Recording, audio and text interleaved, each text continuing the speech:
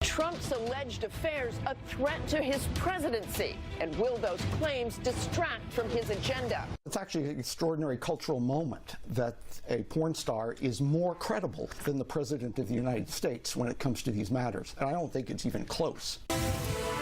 There's lots of breaking news right now, including a tweet that just came in from Stormy Daniels, the former porn star. Let's bring in our experts and discuss. It's so funny to watch that. You think Michael Gerson, oh, the presidency has been degraded by this. Never even considering maybe he's being degraded by it. Maybe.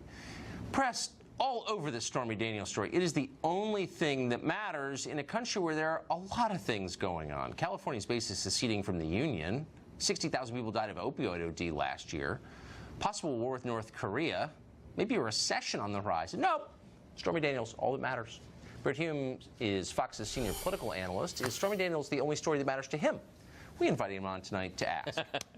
Britt, do you think the press are keeping this in context? Well, I'll tell you, if Mike Gerson thinks that this is an extraordinary cultural moment, okay, I'll accept that. But why does he think it just happened? I mean, what struck me about the Stormy Daniels story in its current incarnation is that it didn't seem to tell us very much about Donald Trump that we didn't already know or should have known. Exactly. I mean, first of all, this particular charge was raised back before the election. It was denied. My sense about it was, as one who'd followed Trump, was that it was probably true, and that his denial was probably not true. Exactly. But my feeling about this is that an awful lot of people around the country thought Trump was a philanderer. After all, he bragged about it publicly back in his non-political days, and it was sort of widely known. And the fact that somebody might have gotten paid to keep it quiet didn't strike me as something that was beneath Trump. On the other, even so, he's not even accused so far of being the one that made the payment.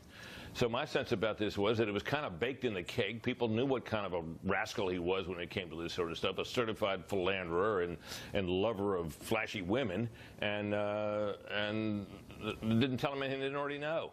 And they voted for him anyway. And you'd think at some point the dumb people on television would ask themselves, well, why would voters do that? Do you think they're pro-porn star? Probably not. Maybe the leadership of the people in charge was so bad that people felt they had to vote for Trump. Speaking of leadership, all these rumors about Paul Ryan resigning, supposedly in a matter of weeks, certainly before the midterms, he says these rumors are not true. What do you think? Well, look, I think that I think there's a chance he will retire at the end of this term. He's been in public life a long time. He's never really made any money. I think he looks ahead. What has Paul Ryan been about as a politician, principally? He's been about growth economics. Yes. That is a preoccupation of his. You remember, he's a disciple, you'll recall, of Jack Kemp. And they've now passed what is basically a supply-side tax bill, although it affects corporate America more than individual citizens. We all know that. But he worked a long time to get something like that through. He's finally done it. As he looks ahead, I can't imagine that he thinks that the near-term prospects for adding on to that in any meaningful way are very good.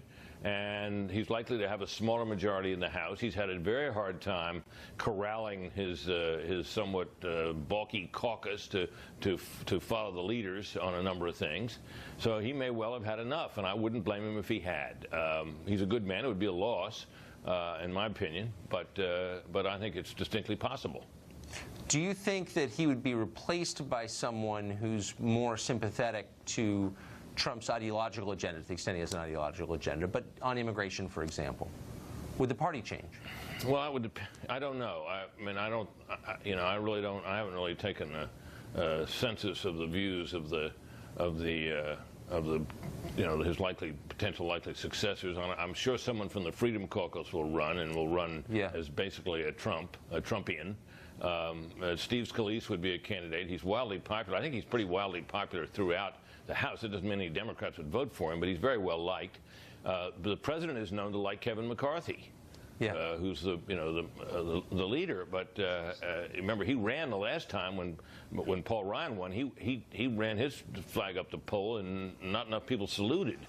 So it's hard to say who would prevail in that contest. Likeable guys, though. Well, thank you for that, Britt. Yeah, you bet, Tucker. Good to see you.